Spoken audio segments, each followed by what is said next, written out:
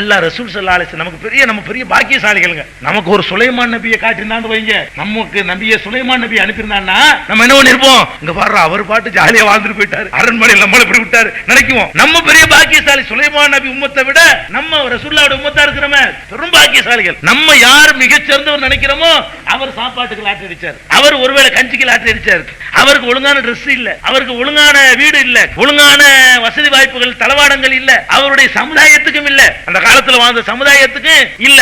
அவ்வளவு பெரிய கஷ்டத்தில் எந்த அளவுக்கு சொன்னா பாருங்க, சஅத் இப்னு அபீ வக்காஸ் ரலியல்லாஹு அன்ஹு பெரிய சஹாபி, அவர் சொல்றாரு அல்லாஹ்வுடைய பாதையில முதலில் ரத்தம் சிந்தியவன் நான் தான். அவர் சொல்றாரு, ஏன்னா அல்லாஹ்வுடைய பாதையில அம்பால் எரியப்பட்டு உஹது பத்ர் போர்ல காயமடைஞ்சு நான் தான் முதல்ல அல்லாஹ்வுடைய பாதையில அம்பினால் தாக்கப்பட்டு தியாகம் செய்தால் நான் தான். அவர் சொல்றார், ஆனால் நாங்கள் எங்களுடைய ஆரம்ப காலத்தை நினைத்து பார்க்கிறேன், ரசூலுல்லாஹ்வோடு போர் செய்யும் பொழுது மரத்தினுடைய இலைகள் இருக்கு பாருங்க, இதுதான் எங்களுடைய உணவு. ரசூலுல்லாஹ்வோடு பல போர்களை சந்தித்திருக்கிறோம். அப்ப எங்களுடைய உணவு என்ன, இல்லா வரக்கு ஷஜர், மரத்தின் இலைகளை தவிர வேறு இல்லை. அதுக்கு ஒரு ஆதாரம் வர காட்டுறாரு. எந்த அளவுக்கு என்று சொன்னால், நாங்கள் பல நாட்கள் ஆடு, நம்ம மனுஷன் மலம் கழிக்கிறான்ல, மனுஷன் மலம் கழிக்கிற அது ஒரு டைப்பா இருக்கும், ஆடு மலம் கழிக்கிறது எப்படி கழிக்கும், விட்டு விட்டே கழிக்கும். இந்த இலை சாப்பிட்டா அப்படித்தான் வரும். இந்த இலை சாப்பிடுறது புறா என்னவாங்க, அது புழுக்கைன்னு சொல்லுவாங்க இல்லையா, அந்த மாதிரி தான் அதனுடைய கழிவுகள் வெளியாகும்.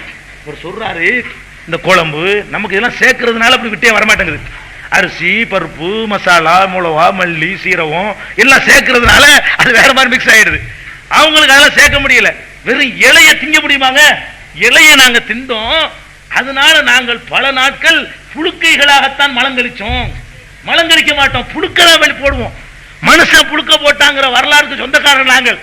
அப்படிப்பட்ட வறுமையை சந்திச்சாங்களே, அது அப்படி கண்ணு முன்னாடி நிப்பாட்டினா நம்ம இதெல்லாம் வறுமையா? இந்த நிலைக்கு எழுதுங்கிறாள் ஒரு ஆள் சொல்லுங்க பார்ப்போம். நான் எழுதாங்க சாப்பிட்றோம், ஒண்ணுமே இல்லைன்னு சொல்றோம், ஒரு ஆள் சொல்லுங்க பார்ப்போம். ஒருத்தர் இருக்கிறோமா? அப்ப இந்த வறுமையெல்லாம் நம்மளை ஆட்டிடக்கூடாது. இதுக்கு மேல லட்சம் மடங்கு வறுமையை சந்தித்துட்டு கூட அவங்க அந்த அசைக்க முடியாத ஈமானோடு இருந்திருக்கிறார்கள். அப்படிப்பட்ட வரலாறுகளை எல்லாம் நமக்கு ரசூல் ஸல்லல்லாஹு அலைஹி வஸல்லம் சஹாபாக்களுடைய வாழ்க்கையில கிடைக்குது.